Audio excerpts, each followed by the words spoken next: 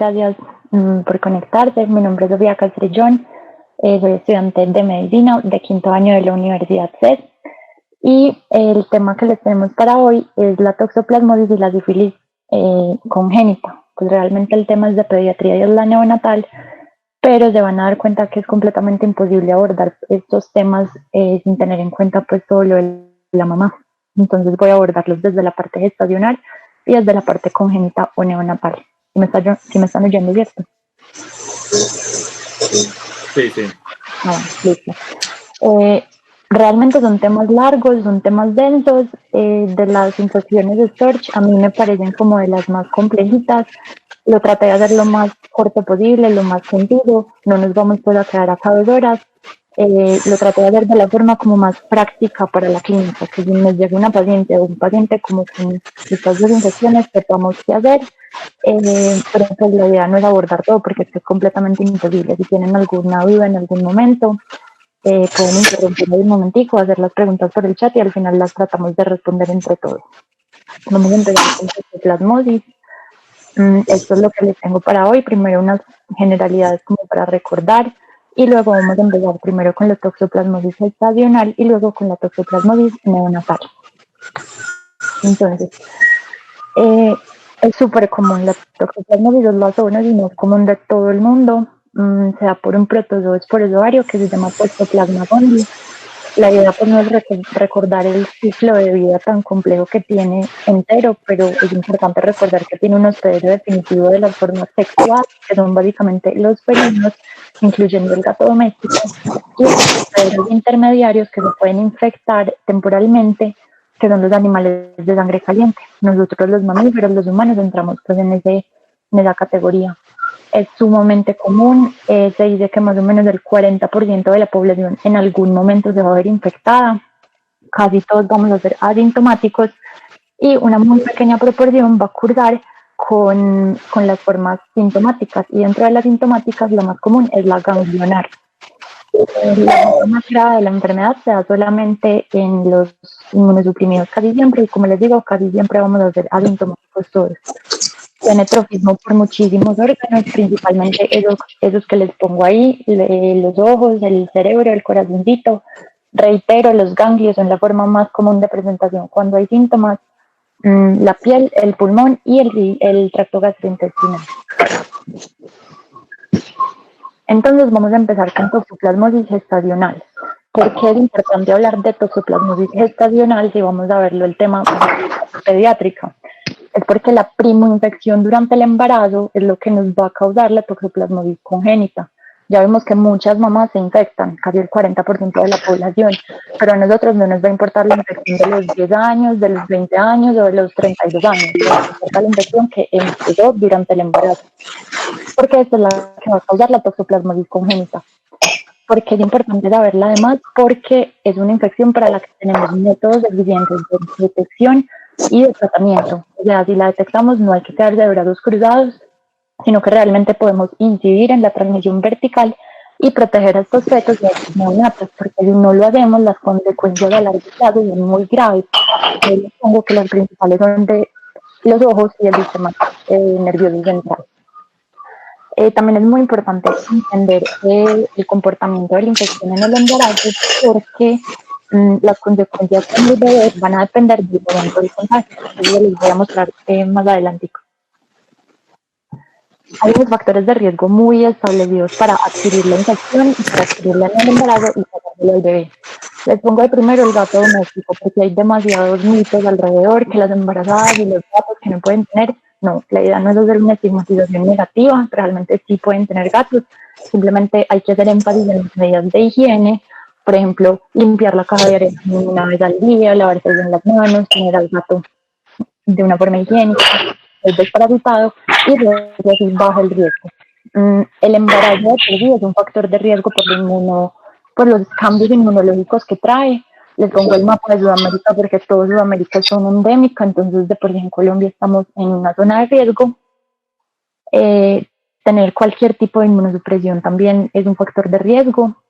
Los ancianos tienen más riesgo que los niños de haber sufrido en algún momento la infección, no solo por el inmunocompromiso pues, que trae la edad, sino porque tienen más riesgo, pues el riesgo es sumatorio, cada año tienen más riesgo de haberse encontrado con las formas infectantes de la enfermedad, pues del parásito.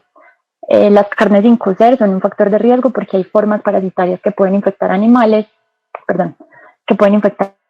y nosotros al comérnoslos nos podemos infectar, al igual que el agua no potable. Entonces vamos a hablar de la clínica de las mamás. ¿Qué pasa cuando una mujer adquiere la infección durante el embarazo? El 90% de los casos pasa desapercibido, ya sea porque es asintomática o porque solamente les dan linfadenopatía. El caso es que no nos damos cuenta, entonces por eso es tan importante hacer la detección por el tamizaje. El 20 al 40 de las primoinfecciones afectan la placenta y el producto, que es el feto, entonces casi un tercio se va a ver afectado, entonces por eso también necesitamos tratarlo. Esta tablita pues realmente es muy pesada, pero yo lo que les quiero mostrar acá es la diferenciación de la transmisión vertical y la afectación fetal. Son dos cosas diferentes. Una cosa es infectar al feto, pasarle la infección al feto. Esa es la transmisión vertical. Y otra cosa es la afectación fetal, que es que esa infección me traiga secuelas, afecte órganos, afecte sistemas y pueda tener pues, secuelas a largo plazo. Mientras más temprana sea la infección, o sea, si yo me infecto, por ejemplo, en el primer trimestre, hay muy poca probabilidad de que no le pase esa infección al bebé, pero donde yo se la pase, la afectación fetal es realmente alta y puede ser muy grave, especialmente con lesiones intracraneales y oculares.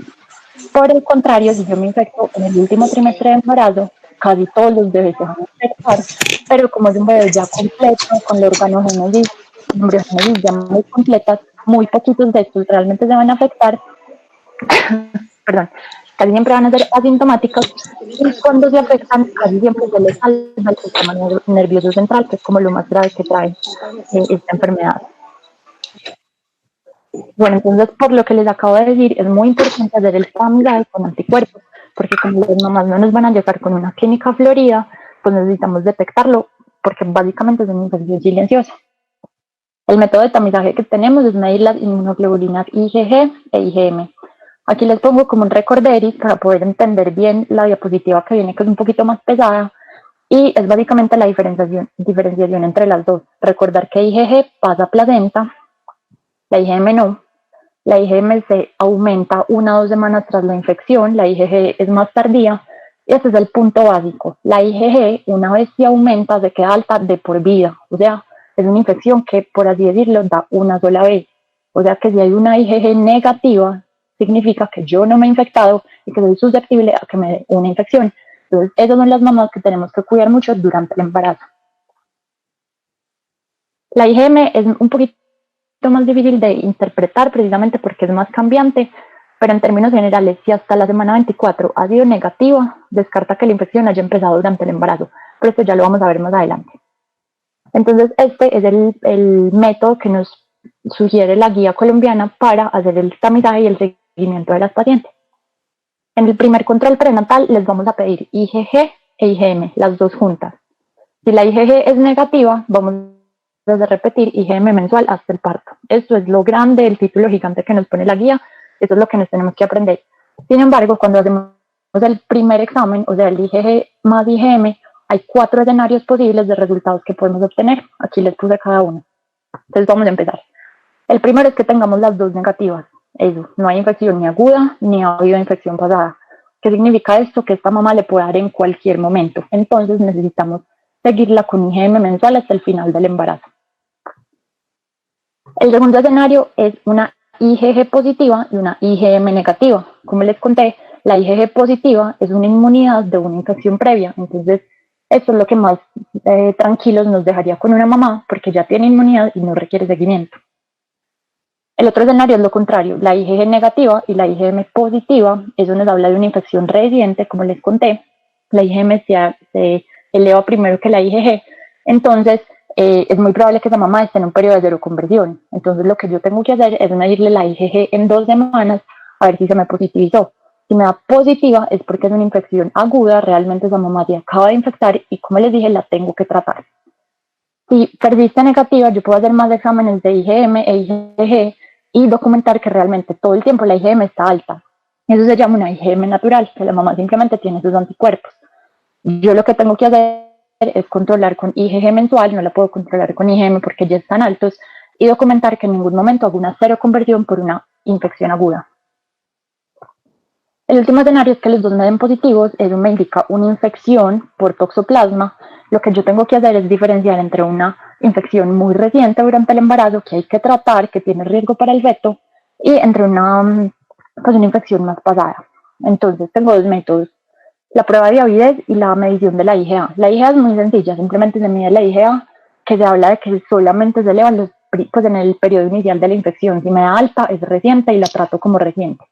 La prueba de avidez es un poquito más compleja, ya se las voy a explicar, pero en general se dice que solo se puede hacer hasta las 16 semanas de gestación. Sin embargo, en la práctica clínica, con obstetras, con ginecólogos y con pediatras, hemos visto que realmente tiene más, pues o sea, no se limita a las 16 semanas y en general se puede pedir más adelante y funciona.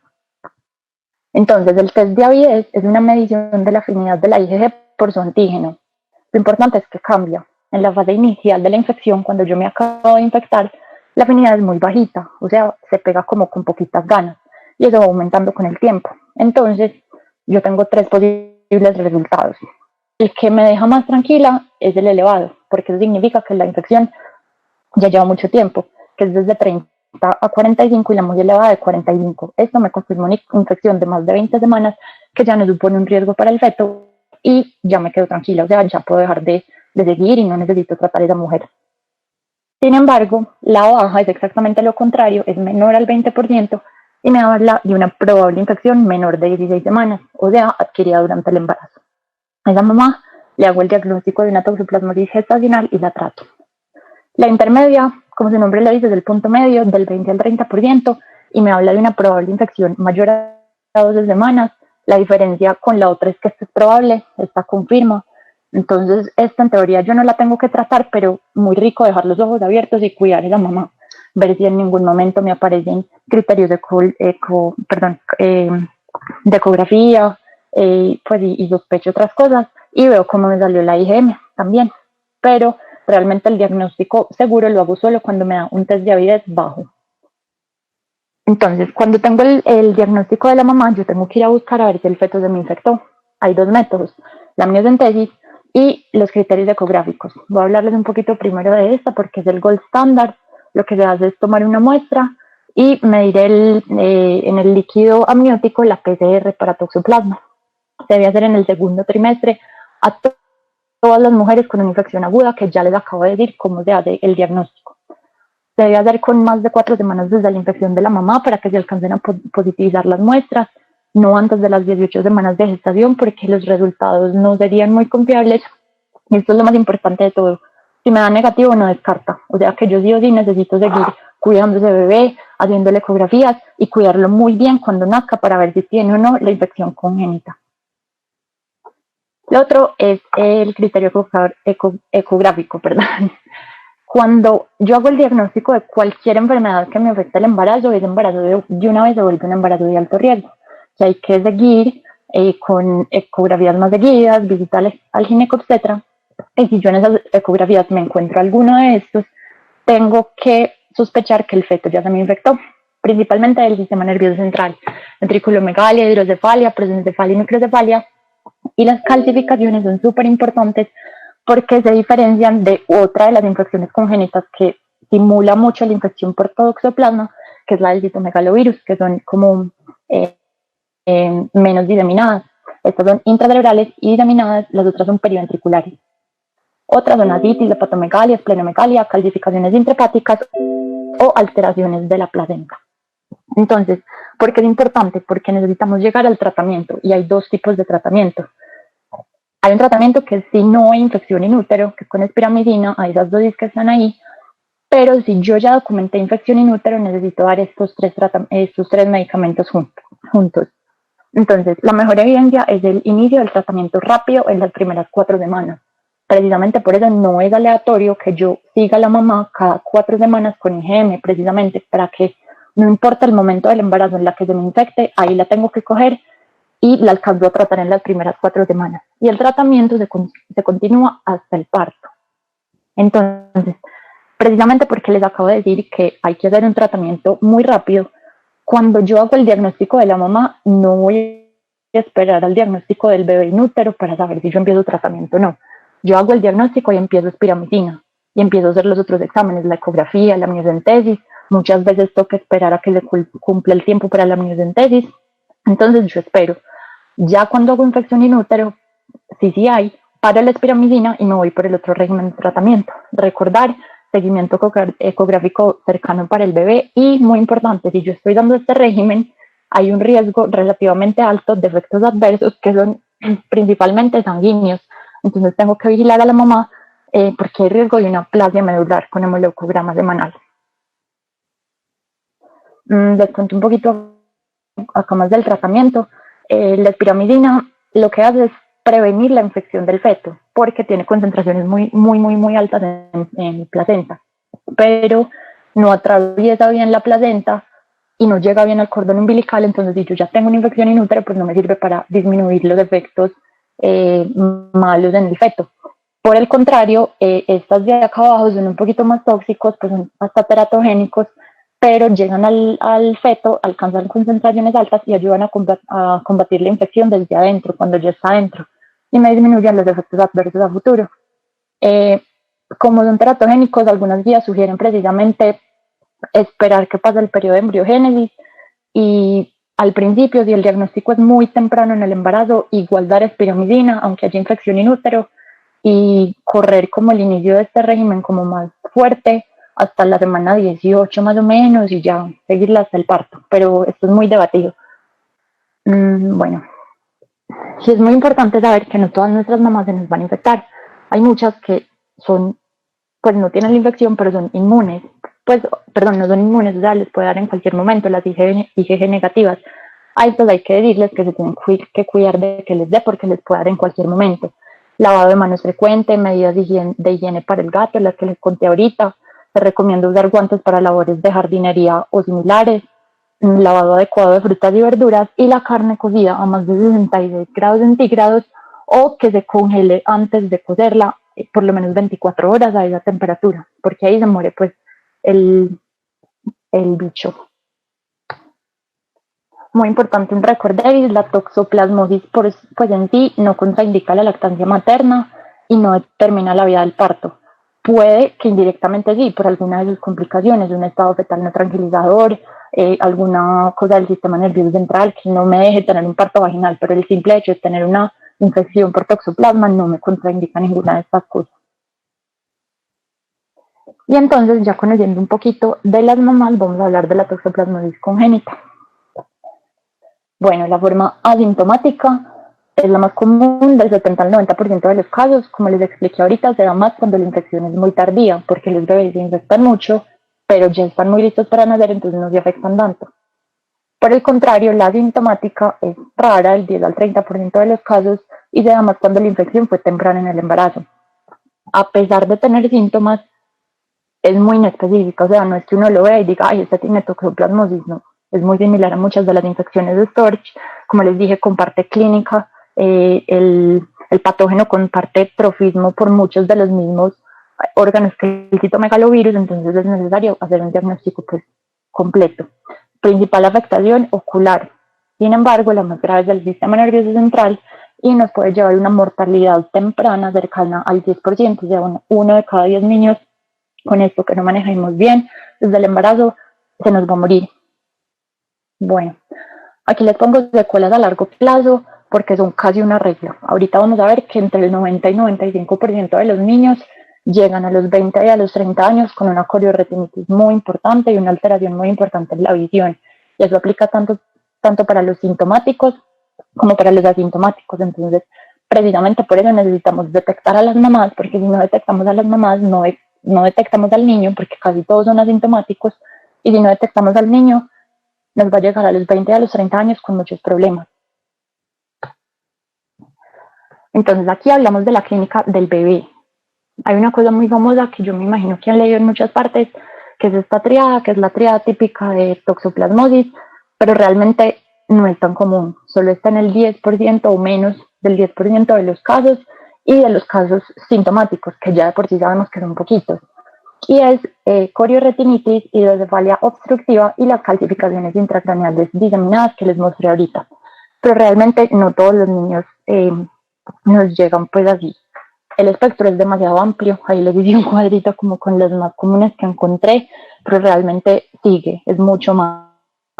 Y aquí les puse como las principales porque son las afectaciones del trofismo del parásito. Pues aquí tenemos miocarditis, neumonitis, mucha afectación del sistema nervioso central. Miren todo esto de oftalmología, microoftalmos, atrofia óptica, estrabismo, atrofia nerviosa. Pues realmente hay muchas cosas. Bueno, importante, la ceguera no es generalmente algo que aparezca desde el nacimiento, pero sí es algo a lo que pueden llegar estos niños y no les tratamos adecuadamente. Una vez nos Bueno, aquí les puse unas fotos de eso que les puse de atrás. Esta es la típica foto que se encuentran cuando hablamos de corioretinitis. Estos son unos ventrículos enormes con una hidrocefalia que clínicamente pues sabemos cómo se manifiesta.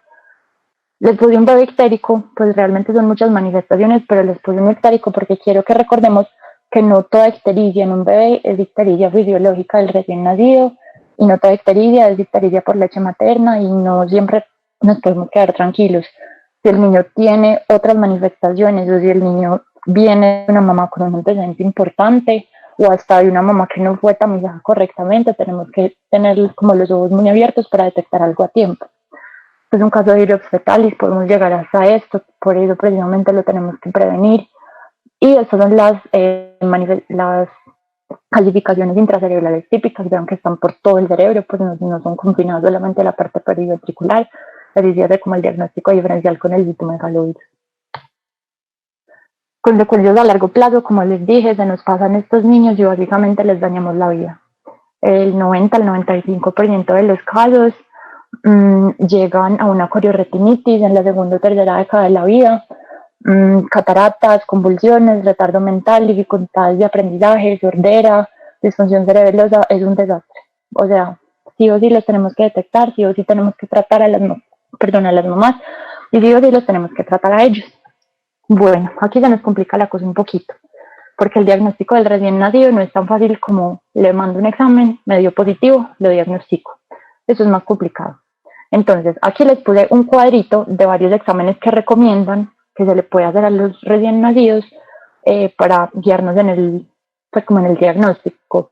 Hace poquito estuve en una charla de una pediatra de nosotros del CES, que se llama Jasmine. Ella trabaja en las UCI y las UCI neonatales, es súper buena, y ella misma nos dio la recomendación de que como mínimo las que les puse en rosadito son las que no nos pueden faltar. A todos los recién nacidos con madre con antecedente de toxoplasmosis o niños que tengamos por la sospecha por síntomas o por cualquier razón, les tenemos que hacer esas tres como mínimo, y eso está adaptado como al sistema de nosotros, que sabemos que no podemos andar pidiéndole exámenes a todos los niños. Pero una ecografía cerebral, una valoración oftalmológica y una serología para toxoplasma es lo mínimo que podemos hacer por estos niños. Si alguno está alterado o si alguno sale positivo, ahí sí podemos pedir todas las otras. Las serologías que tenemos son como nuestra mayor ayuda inicialmente. Tenemos la IgG, IgM e IgA. Recordar que la IgG cruza placenta, el niño acaba de nacer, entonces tranquilamente puede ser materno.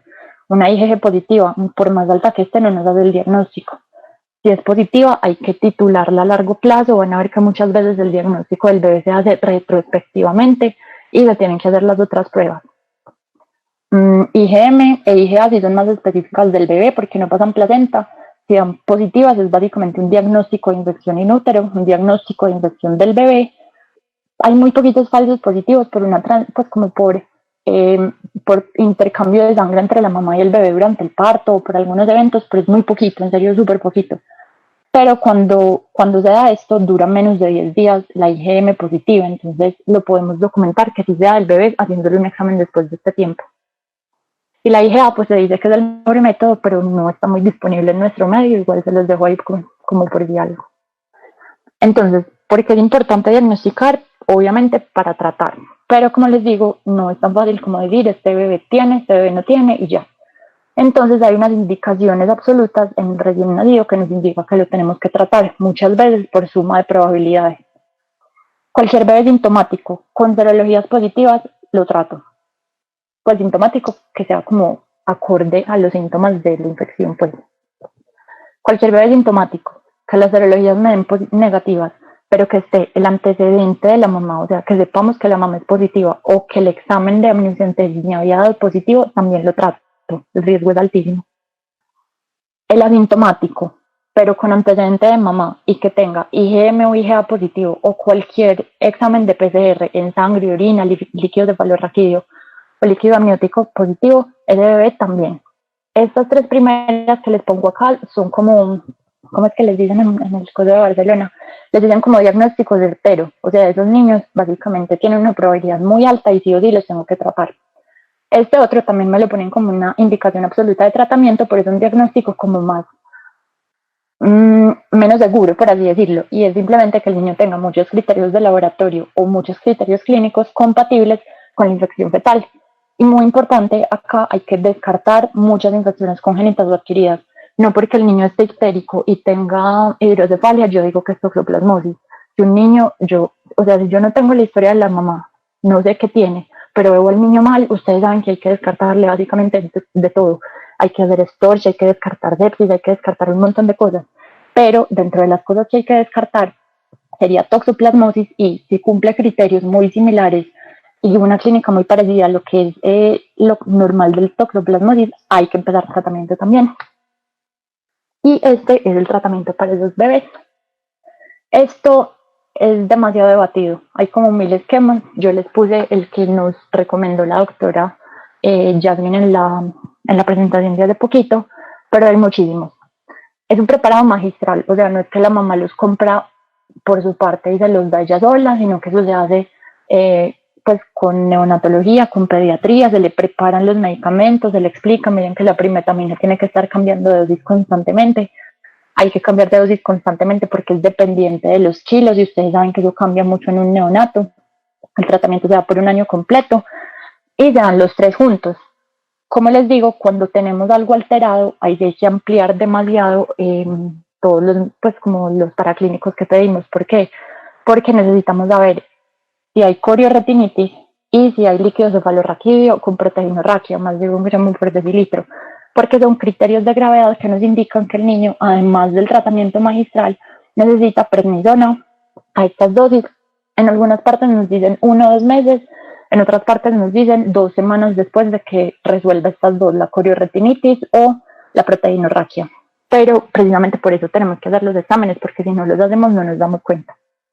Y aquí quiero hacer énfasis en la corioretinitis. Yo no sé si ustedes han revisado un recién nacido, pero pues uno no le logra ver el ojo en nada, no sé si no el reflejo rojo. Entonces realmente nosotros no somos las personas indicadas para saber si un niño recién nacido tiene corioretinitis o no, o si tiene atrofia óptica o si tiene alteraciones en los medios, no sabemos nada. Entonces ahí recae la importancia de que ese bebé sí necesita una remisión urgente a un oftalmólogo, ojalá uno con algo de experiencia en pediatría, y a ese bebé le tienen que revisar los ojos y se los tienen que revisar muy bien.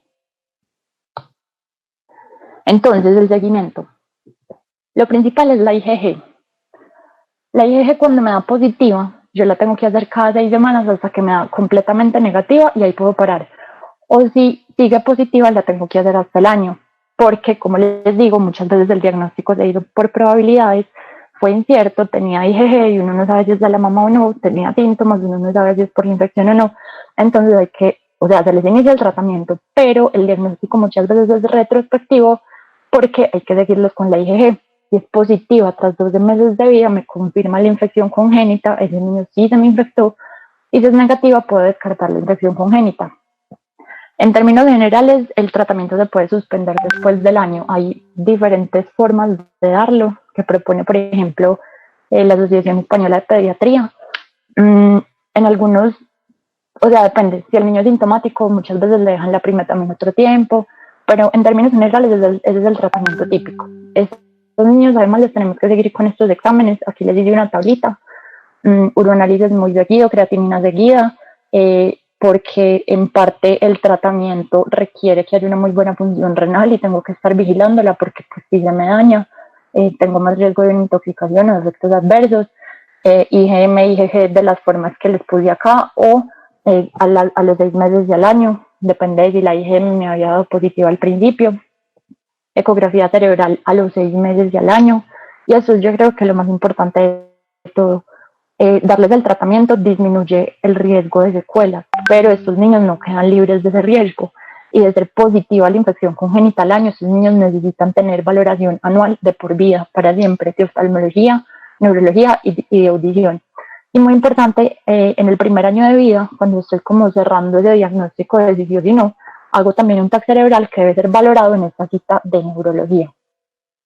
Le estoy dando el mismo tratamiento fuerte que le di a la mamá, es un recién nacido, entonces obviamente tengo que cuidar demasiado efectos adversos. Hay varias propuestas de cómo seguir con el hemoleucograma, pero sí o sí tengo que hacer hemoleucogramas frecuentes para ver que no hay una aplasia. Y pues depende del conteo de neutrófilos realmente, pero si se llega a una aplasia medular es una indicación para suspensión de tratamiento inmediato. Y bueno, entonces estas son las conclusiones que saqué de todo lo que investigué. La zoonosis más prevalente del mundo, sí o sí tenemos que saberla tratar, sí o sí como médicos generales o como especialistas nos vamos a enfrentar a esta. El tamizaje en la materna es completamente necesario para el manejo del recién nacido. Si no sabemos, no lo vamos a sospechar, diagnosticar, miren qué es criterio de diagnóstico y todo. Es recordar que si hacemos el diagnóstico de la mamá, ahí mismo corremos a estudiar al bebé, y que el seguimiento del tratamiento es un tanto para niños sintomáticos y asintomáticos para bajar el riesgo de complicaciones a largo plazo tan alto que tienen, especialmente del sistema nervioso central y de los ojitos. Bueno, muchas gracias. Este es el primer tema que les tenía. Como adicionar algo, es muy importante para todos los que están aquí en la sala que deben diferenciar siempre en el diagnóstico en que las calcificaciones pues en estos pacientes son difusas, a diferencia del citomegalovirus que puede dar calcificaciones periventriculares. Entonces eso es muy importante diferenciarlo en cuanto al diagnóstico. Eso es como lo que yo quería agregar, y en cuanto a la presentación, súper bien hecho.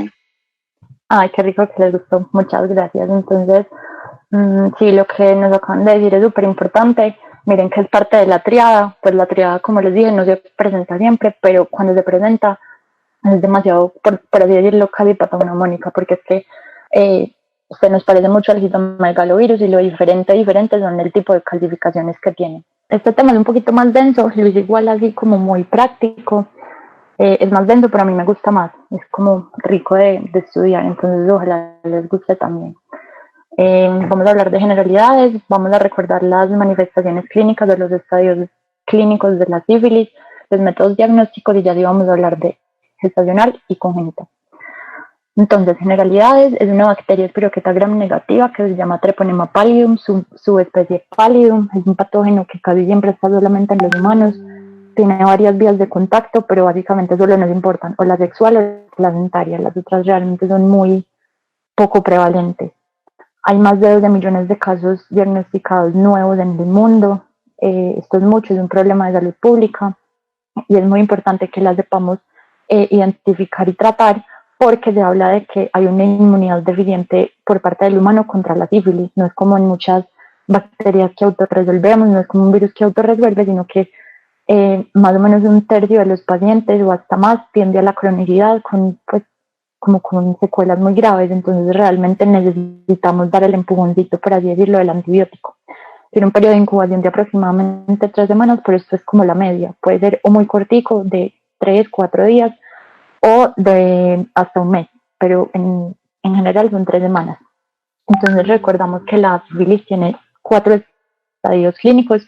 La sífilis primaria es el primero, se da por una pápula que se ulcera y es en el sitio de la infección, casi siempre es única, pero si hay más de un sitio de infección, o sea, si hubo contacto con el infectante por más de un lugar, puede haber tranquilamente varias, y esto no me excluye el diagnóstico.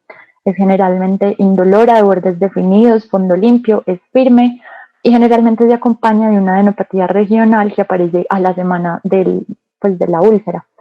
Generalmente desaparece sola al mes. Y después de esto llegamos a la sífilis secundaria, que es el segundo estadio, que se caracteriza por una bacteriemia alta. Se da 2 a 8 semanas tras la primaria, generalmente por temporalidad. Ya ha desaparecido el chancro inicial, pero que esté el chancro no me excluye pues tampoco el diagnóstico de sífilis secundaria, pueden coexistir, aunque es un poquito raro. También hay un exantema maculopapular simétrico, generalmente afecta mucosas y afecta palmas y plantas. Esto es como lo que lo caracteriza. Las adenopatías siguen creciendo y se vuelven como adenomegalias, siguen siendo no dolorosas, y la característica es como que es un cuadro clínico de infección general sistémica. Fiebre, malestar general, puede haber artralgias, mialgias, pero como maluquera. Y estas heridas también cicatrizan solas. El condiloma plano es una lesión muy característica de este estadio, no siempre está, pero son erosiones verrugosas en sitios húmedos como genitales, pliegues del cuello, pliegues de novesos, axilas, etc. Listo, pasamos al tercer estadio, que no tiene manifestaciones clínicas, es como una inactivación temporal clínica de la enfermedad y se diagnostica solamente por pruebas serológicas positivas, porque como no hay clínica, pues es la única forma. Hasta el 25% de los casos presenta recaídas y se devuelve como a la sífilis secundaria y se vuelve a reactivar. Y en este momento, cuando no tenemos manifestaciones cutáneas, el riesgo de transmisión es solamente sanguíneo. Se divide en temprana y tardía. La temprana, en toda la bibliografía, pues está muy claro que es menor a un año. La tardía, aquí la caracterizan más como una infección mayor a un año, pero por ejemplo, leyendo guías de Europa son más de 4 años. Pero ese dato pues van a ver más adelante que no nos afecta tanto. Luego, la sífilis terciaria es la sífilis más como la forma crónica de la infección. Un tercio de los pacientes no tratados llegan a esto, o sea, 5 a 20 años tras la infección inicial, en promedio 10 a 15 años, y tienen muchísimas formas. Yo les puse las más comunes, pero realmente hay artritis sifilítica, hay miositis sifilítica, hay formas de erosión en el tracto gastrointestinal, hay muchas formas, pero estas son las más conocidas. La neurosífilis también les puse las más conocidas, son en total 7 formas. La forma más común es la meningitis crónica, que es una meningitis florida como la conocemos, fiebre, signos vocales, signos meningeos, etc. Una degeneración cortical del encéfalo, como con degeneración de las funciones cognitivas, el tabes dorsal, que es la alteración de los cordones posteriores de la médula, y la paresia sifilítica, que es cuando ya llega a afectar los nervios como en sus partes más periféricas. La sífilis cardiovascular también es relativamente común, pues dentro de estos pacientes es relativamente común, afecta principalmente a las partes elásticas, o sea, por ejemplo, las arterias y las venas de gran calibre, puede haber aneurismas, insuficiencia valvular, entre otros.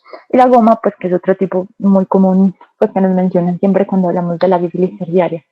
¿Por qué es importante esto recordarlo? Porque para saber cómo voy a tratar a la mamá, necesito categorizarlos o en sífilis temprana o en sífilis tardía. La sífilis temprana es menos de un año de infección y va a ser la primaria, la secundaria y la latente temprana, que recordemos en eso sí estábamos súper seguros que era menor de un año. La sífilis tardía es más de una infección y comprende la latente tardía y la terciaria. Cualquier sífilis de la que no estemos completamente seguros de la duración va a ser una sífilis de duración indeterminada y nos va a entrar en esta categoría. Entonces recordamos métodos diagnósticos. El Treponema pallidum es supremamente difícil de cultivar, en general no se usa para nada en la práctica clínica hacer cultivos de esto. Cuando tenemos lesiones activas en la sífilis primaria y secundaria, usamos estos dos primeros que les puse acá, microscopía de campo oscuro o inmunofluorescencia directa, que es para verlos directamente y eso me hace el diagnóstico. Pero en la mayoría de los casos, y recordar que cuando hacemos esto hay que tomar muy bien la muestra porque es difícil, hay muchos falsos negativos y se da principalmente cuando no tomo un borde de la lesión, porque los bordes de la lesión son ricos en la espiroqueta y de ahí es como donde más puedo verlos. Pero me tengo que apoyar siempre de la serología, precisamente porque en caso de que hayan falsos negativos o porque mucha parte de la enfermedad es asintomática. Entonces, recordemos que tenemos las pruebas treponémicas y las pruebas no treponémicas. Las dos miden anticuerpos, lo que cambia es contra qué va dirigido el anticuerpo. Las treponémicas son las directas y las específicas, van contra los antígenos específicos del Treponema pallidum, mientras que las no treponémicas, por así decirlo, miden la actividad de la infección indirectamente. El treponema se va para los tejidos y los daña, pues los rompe, les hace daño y hace que el colesterol, la reagina, cardiolipina, cosas normalmente intracelulares, se expongan y se sensibilizan antígenos. Entonces, lo que hacen las pruebas no treponémicas es medir los antígenos sensibilizados contra estas moléculas. Esta diferencia es súper importante. Estas nunca se negativizan, las treponémicas. A pesar del tratamiento, a pesar de que la infección pase, siempre se quedan positivas una vez ya son positivas. Y las no treponémicas sí se negativizan. Estas son cualitativas, las treponémicas, y las no treponémicas son cuantitativas. Hay muchas, yo les puse como las que tenemos más en nuestro medio. Entonces, ya teniendo esto en cuenta, podemos pasar a la sífilis gestacional. Si vieron como un recorderis de la sífilis en general. Los factores de riesgo para la sífilis y para la sífilis gestacional están muy ligados con las prácticas de conducta sexual no segura, porque, como les dije, la transmisión es principalmente sexual. O sea, tener VIH o cualquier infección de transmisión sexual ya diagnosticada me predispone a cualquier otra. Consumo de drogas, consumo de alcohol, madres de adolescentes tienen más riesgo, cualquier conducta, pues que sabemos cuáles son las de conductas sexuales no seguras, no uso de condón, múltiples parejas sexuales, etcétera. Todo eso me pone en riesgo a la mamá. Y les volví a poner el mapa de Sudamérica, porque básicamente somos endémicos para demasiadas cosas, incluyendo sífilis. Entonces estamos en riesgo. Cuando hablamos del tamizaje para estas mamás, tenemos dos guías. La guía grande, como que nos habla de alteraciones, pues la detección temprana de alteraciones en el embarazo, parto, puerperio. Ella solo nos dice esto moradito, serologías en el primer control prenatal y trimestral. Pero esta que les puse acá es la guía de práctica clínica específicamente para la sífilis gestacional y congénita, y esa ya nos da un poquito más de información, y esa fue como en la que me seguí basando de aquí en adelante. Van a ver. Entonces, nos dice que cuando tenemos una mamá, la serología esta del primer control de una prueba treponémica rápida, y que en caso de ser positiva, confirmemos con pruebas no treponémicas. Pero aquí les puse como un recorderis. Si hay antecedentes de sífilis, no nos sirven para nada las pruebas treponémicas porque ya se le positivizaron en algún momento. Entonces ya sí o sí nos van a dar positivas y eso no significa que esté infectada. Entonces hay que indagar muy bien si hay antecedentes de sífilis, no solamente diagnosticadas, sino como por historia clínica. Y en el caso usamos solamente las pruebas no treponémicas. Entonces, el diagnóstico se hace con esta guía que les puse ahí, que nos habla de 3 posibles casos. Todo esto aplica para embarazadas, puérperas o mujeres que abortaron en los últimos 40 días. Solo a estas pacientes se les puede hacer el caso de el diagnóstico de sífilis gestacional. Todos los otros son casos de sífilis no gestacional. Entonces, para estas mujeres, un caso probable de sífilis es una mujer que con o sin síntomas tiene una prueba rápida treponémica positiva, o sea, medio positiva la primera que hice, y que no recibió tratamiento. Esa mujer tiene un caso probable de sífilis y le empieza el tratamiento, más adelante vamos a ver, pero muy importante, esto no lo tengo que notificar. Ya cuando lo confirmo, que ya vimos que cuando me da positiva la primera tengo que pedir la no treponémica de confirmación, cuando lo confirmo, eso se vuelve un caso confirmado de sífilis con la prueba no treponémica reactiva. Cuando ese caso está confirmado, yo, pues ya tengo la seguridad de que la mamá está enferma, con mayor razón me aseguro de que cumple el tratamiento, me aseguro de que tenga todas las medidas, y esto sí lo tengo que reportar porque la sífilis gestacional es una enfermedad de obligatoria notificación. La tercera definición que nos dan es la de reinfección, que cabe aclarar, cualquier reinfección entra de una vez como caso confirmado de sífilis, y hay 2 posibles casos de reinfección. La mamá que traté y se empeoró, o la mamá que traté y no se mejoró. Entonces, la mamá que inicia tratamiento y le vuelven a salir lesiones o le vuelven a aumentar los títulos, ahorita vamos a entender qué significa esto lo van a oír mucho. Aumento de 4 veces o aumento de 2 diluciones. Significa lo mismo, son sinónimos, ahorita se los voy a explicar. Pero cuando yo tengo los títulos, o sea, el examen de la serología, y me aumentó, después de haberle dado tratamiento, esa mamá se reinfectó. Lo mismo, este es otro. Cuando recibió tratamiento pero no mejora, o sea, recibió tratamiento pero veo que los títulos que tenía no me mejoran ni no me bajan. En sífilis primaria y secundaria doy hasta 6 meses para que esto mejore, y en sífilis latente y terciaria doy 1 año. Entonces, ¿por qué es importante diagnosticar para poder tratar? El tratamiento de elección es la penicilina benzatínica, 2.400.000 unidades intramusculares. y lo que me va a definir el número de dosis que yo voy a dar es el estadio clínico de la paciente. Por eso era tan importante como recordar los estadios. Si es una sífilis temprana, doy una dosis. Recordemos que temprana es primaria, secundaria, y latente temprano, o sea, el primer año de la infección, o sea, esta dosis. Y la sífilis tardía necesito 3 dosis iguales separadas por 7 días, que serían la latente tardía, la terciaria, muy importante cuando no tengo pues duración indeterminada, cuando no tengo información. Las reinfecciones se tratan también así, con 3 dosis, y casi siempre la pareja, porque cuando la pareja, pues cuando tenemos que irnos a tratar a la pareja, que ya les voy a hablar de ello, casi nunca tenemos seguridad de en qué estadio está y ni siquiera le hacemos exámenes, sino que le damos las 3 dosis.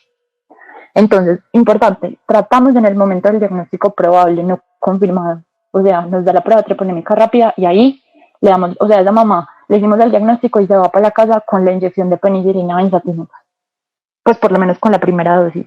Y le mandamos ya el examen de la prueba no treponémica para confirmar y para revisar el número de diluciones. Es súper importante, uno siempre oye que para poner penicilina hay que hacer la prueba de hipersensibilidad. En la guía son súper claros, es una recomendación que dan. No es necesario realizar prueba de hipersensibilidad a las gestantes sin datos en la historia clínica alarmantes. O sea, tú sí le vas a preguntar si tiene historia de hipersensibilidad tipo 1, si es alérgica a la penicilina, si es alérgica a un montón de medicamentos, si le ha pasado algo, si ha dejado de respirar, si se ha llenado de ronchas. Pero si tu mamá, pues si la mamá no tiene ningún riesgo detectado en la historia clínica, no le tienes que hacer prueba de alergia. Como les dije, en ese momento ya también se solicita la prueba no treponémica mediante diluciones y se revisa la siguiente consulta. En caso de que sí detectemos una hipersensibilidad a la penicilina por historia clínica, no pasamos de tratamiento de segunda línea, sino que la recomendación es en las mamás hacer siempre desensibilización.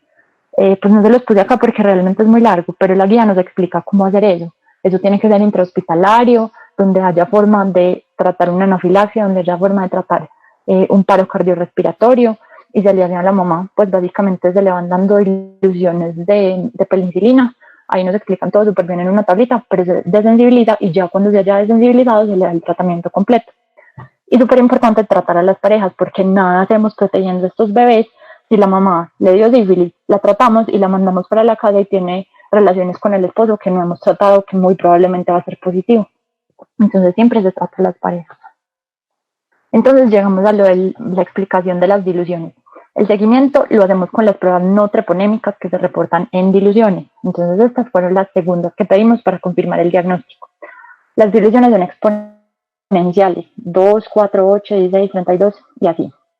Y lo que les puse acá de las flechitas es la representación gráfica de lo que significa 4 veces los títulos o 2 diluciones. 2 diluciones es que literal bajó 2, 1, 2, bajó de 32 a 8. Y 4 veces es que es la división, pues se divide este número 4 y me da esto, pero son 2 formas de decir lo mismo. Entonces lo importante es que si por ejemplo una mamá me dio 8 inicialmente, no sé, 8, y yo le di el tratamiento y después le mido y subió hasta acá, esto cumple el criterio de aumento de 2 veces, pues de 2 diluciones, entonces esta mamá se reinfectó. O cuando yo trato a una mamá que estaba acá, le di el tratamiento, le hago la medición después y me sale acá, ya sé que bajo 1, 2, 3 diluciones, entonces me cumple el criterio de que el tratamiento fue efectivo. Así se interpreta lo de los títulos o las diluciones. El seguimiento se hace idealmente con la misma prueba que le hice, con la que la diagnostiqué, a los 3 y a los 6 meses de tratamiento o cada trimestre, y en el momento del parto. En el momento del parto es muy importante que uno no se le olvide porque hay que compararlo con el que se le hace al bebé. Ahorita vamos a ver eso.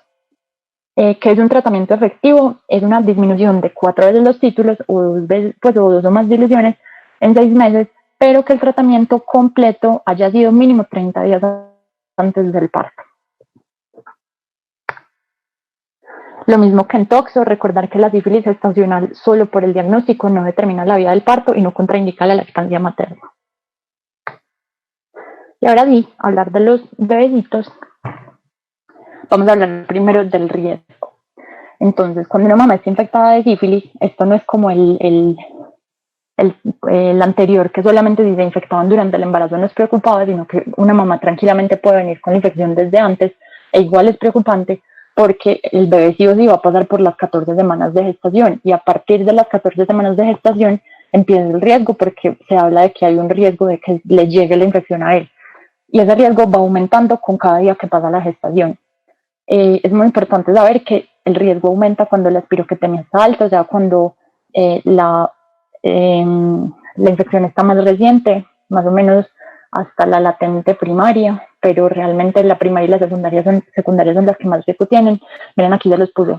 Eso es lo de el Centro de Medicina Fetal y Neonatal de Barcelona, pero leí varias partes que nos indican que la primaria y secundaria hasta el 90% de transmisión vertical. Entonces las mamás hay que tratarlas, sí. Ya vemos que cuando es latente tardía o terciaria o hay neurosífilis, ya el riesgo es mucho más bajito porque la espiroquetemia es mucho más bajita. Pero cuando sí llegamos a la infección es demasiado grave. 40% de los casos terminan en la terminación del embarazo, con aborto y muerte fetal, alguna de las dos. Otro 40% no se nos va a terminar el embarazo, pero el bebé se nos va a infectar con una sífilis congénita neonatal, muy grave. Solo el 20% de los que se infectan se salvan, en términos de que no se aborta, no se muere de forma intrauterina y no tiene diagnóstico de sífilis congénita neonatal. Pero esos niños, igual, siendo el mejor escenario, no se salvan del todo porque igual sigue un riesgo de un parto pretérmino con todo lo que esto lleva, pues pulmonar, de sepsis, de todo. Entonces, sí o sí hay que tratarles, una cosa súper grave. Lo mismo, diagnosticar en los niños es difícil, en los recién nacidos. Entonces, la guía nos da 4 definiciones de caso. Básicamente, las definiciones de caso son lo que diagnosticamos. El primero es un hijo de madres con sífilis gestacional sin tratamiento o con tratamiento inadecuado. Precisamente por eso ahorita hablábamos de qué es el tratamiento adecuado. Si no recibió todas las dosis, si no recibió el medicamento que era, o si las recibió todas, pero después de terminar el tratamiento tuvo el bebé a los 10 días, no me cumple con el criterio de un tratamiento adecuado, ese niño no está completamente protegido. Otro es un hijo con prueba no treponémica con títulos 4 veces mayores que los de la madre al momento del parto. Por eso era tan importante repetirle el examen a la mamá, aunque lo hubiéramos tratado en el momento del parto. Por ejemplo, si una mamá llega al parto con un título de 1 en 8, yo le hago el examen al bebé cuando nace y se me da una prueba con 2 flechitas, pues con lo que hablamos ahorita, mayores al de la mamá, también es una definición de caso para decir que el bebé se infectó. Otra es la demostración del treponema pallidum por campo oscuro o inmunofluorescencia, pues esas son las técnicas directas de las que hablamos ahorita. Hay en secreciones del bebé, lesiones del bebé, placenta o cordón umbilical. Ese bebé, ya le vimos del treponema, está infectado. Y por último, un hijo de una madre con sífilis gestacional con una o varias manifestaciones al examen físico o paraclínicos. Y esas son estas de acá, también nos las da la guía. Hay criterio clínico, hemático, radiográfico, de líquidos de cefalorraquídeo, de uroanálisis y hepático. Así pasándoles muy por encima, la clínica clásica del bebé recién nacido, cuando hay, porque hay veces son asintomáticos, es bajo peso, pénfigo, rash, hepatoesplenomegalia, rinorrea mucosanguinolenta, pues eso que ven ahí. Una anemia, una leucocitosis mayor a 35.000 o trombocitopenia, también nos hacen sospechar de esto. Alteraciones en la radiografía de huesos largos, como hablábamos ahorita que el toxo amaba los ojos y el sistema nervioso central, este ama demasiado los huesos y el sistema musculoesquelético. Periostitis, bandas metafisiarias, osteocondritis me hacen el diagnóstico, alteraciones en el líquido cefalorraquídeo, esas que ven ahí, proteinorraquia, aumento de linfocitos, etc. Uroanálisis con proteinuria hematuria o cilindruria, y aumento de AST y o ALT y bilirrubinemia directa mayor del 20% de la total. Si tengo cualquiera de estos, me cumple este último criterio de hijo, pues siempre y cuando la mamá tenga sífilis gestacional o haya tenido, y hago también el diagnóstico del bebé. Eso es lo que nos dice la guía, pero en la realidad vemos que solo dos tercios de los bebés, un tercio de los bebés son sintomáticos al nacimiento y que la gran mayoría de los signos clínicos, o sea, los bebés que sí van a ser sintomáticos, aparecen después de la primera semana. Entonces, por eso es muy importante no guiarnos solamente por el último criterio, porque pues muchos bebés van a ser asintomáticos, sino tener muy claro el diagnóstico de la mamá para poder hacer el resto. Los síntomas de sífilis congénita se dividen en tempranos y tardíos. Los tempranos, según la bibliografía, son de los primeros 3 meses a los primeros 2 años. Y son esos de los que hablábamos ahorita. muchas lesiones musculoesqueléticas, rinitis, hepatospleno, ictericia, rash y linfadenopatía, es como más general. Sin embargo, por eso tenemos que captar a estos niños, porque después de los 2 años llegamos a los síntomas irreversibles, tardíos, y ya son muy graves. Úlceras gomosas en la cara que pueden llevar como a perforaciones y pueden llevar a pues alteraciones en la estética facial súper importantes, pues en la naricita, en el paladar, en todas partes. Alteración ósea craneana, frontal y parietal principalmente, atrofia óptica, queratitis intersticial, sordera, estos dientecitos de acá se llaman dientes de Hutchinson, que son como estos 2 primeros de forma pues muy triangulares, y la actividad en sable, como les dije, demasiado atrofismo musculoesquelético. ¿Y por qué es importante diagnosticarlo? Porque lo tenemos que tratar obligatoriamente. Es demasiado eficaz el tratamiento de estos niños. En serio, la sífilis, pues la penicilina ha perdido su función en demasiadas bacterias, pero en la sífilis es excelente y estos niños los detectamos y les evitamos problemas de por vida. Entonces, hay 2 casos, pues hay 2 opciones. El niño me cumple definición de caso de una de las opciones que les puse ahorita. Ese niño sí o sí necesita tratamiento. No hay duda, no hay discusión. Penicilina G cristalina en estas dosis que les puse acá, sea por 10 días. Del 1 al 7, la dosis es 50.000 unidades internacionales kilo cada 12 horas, y los días 8, 9 y 10, la misma dosis, pero cada 8 horas. Eso sí hice el diagnóstico. Si no hice el diagnóstico, el niño no me cumple definición de caso, pero si es un niño que la mamá igual tuvo sífilis congénita, sífilis gestacional, tengo que darle profilaxis. En este caso ya no es tratamiento porque no hice el diagnóstico, pero le tengo que dar profilaxis con penicilina benzatínica, dosis única, 50.000 unidades por kilo intramusculares. Recordar que esto siempre y cuando la madre haya recibido tratamiento, porque si no recibió tratamiento adecuado y no me cumple todos los criterios para un tratamiento bien hecho, esa mamá de entrada ya cumple criterio para que el bebé sí tenga definición de caso y tenga tratamiento. Esta profilaxis es solo si se hizo el diagnóstico en la mamá, pero todo se hizo bien, se dio el tratamiento, no hay riesgo, el bebé no tiene síntomas, no hay nada. En ese caso sí es profilaxis. Y luego vamos a seguir a estos niños, porque igual tienen riesgo. Entonces, cuando hacemos la definición de caso de sífilis, o sea, cuando diagnosticamos al bebé, lo tenemos que seguir con clínica, más pruebas no treponémicas a los 3 meses, a los 6 meses, a los 9 meses y a los 12 meses. Y son los 2 siempre, o sea, siempre vamos a hacer clínica y prueba, no solamente mandarles el examen. Y siempre vamos a tratar de verificar el descenso de los títulos en 2 diluciones hasta la negativización, o hasta tener títulos persistentemente bajos en al menos 2 mediciones. Persistentemente bajos son menores a 1 en 8. Muy importante que si en cualquier momento hubo compromiso del sistema nervioso central, ya sea clínico o por alteración del líquido cefalorraquídeo o radiológico, por lo que sea, vamos a revisar una punción lumbar a los 6 meses de edad, a ver si se nos normalizaron todos los parámetros. Si hay cualquier parámetro alterado en cualquier momento de ese año, ya sea clínico, ya sea prueba no treponémica que no baja, que no se nos negativiza, que no baja lo suficiente, o punción lumbar alterada, hay que hacer una repetición del tratamiento. Y es súper importante que ese tratamiento ya hay que volverlo a adecuar, porque pues el niño ha crecido, ya tiene un peso diferente y hay que recordar que la dosis es por kilo. Como conclusiones, recordar también que es una enfermedad bacteriana relativamente frecuente en nuestro medio. En estas las consecuencias a largo plazo son gravísimas, tanto en el embarazo, pues ya vemos que, o sea, si el niño sobrevive al embarazo igual queda mal. Entonces el embarazo es muy riesgoso, el feto tiene muchas alteraciones, el neonato también, y ya en la adultez todas las del mundo. Entonces por eso lo tenemos que diagnosticar y tratar. Tenemos tratamiento y diagnóstico disponibles y eficaces, disminuyen mucho el riesgo de transmisión vertical.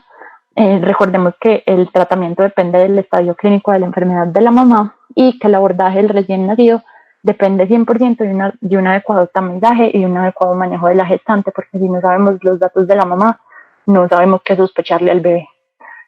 También uno siempre se le olvida, pero no hacemos absolutamente nada cuidando a estos bebés y mandamos otra vez a la mamá para la casa con sus parejas sexuales positivas para sífilis, se nos van a volver, si para sífilis se nos van a volver a contagiar, y el riesgo para el bebé va a seguir. Y ya, eso era lo que tenía de sífilis. ¿Tienen alguna pregunta?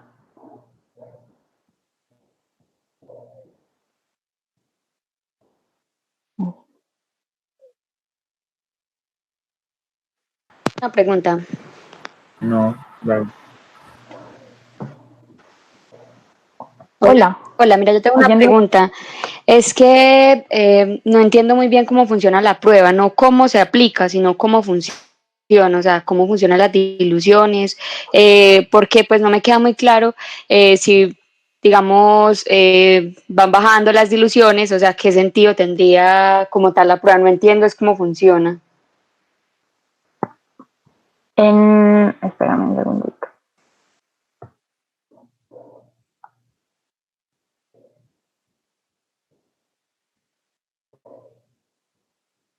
Mira, a ver, ¿dónde está lo del tratamiento? Bueno, entonces yo creo que le podemos explicar con eso. Las pruebas lo preguntas mal, más como por las no treponémicas, ¿cierto?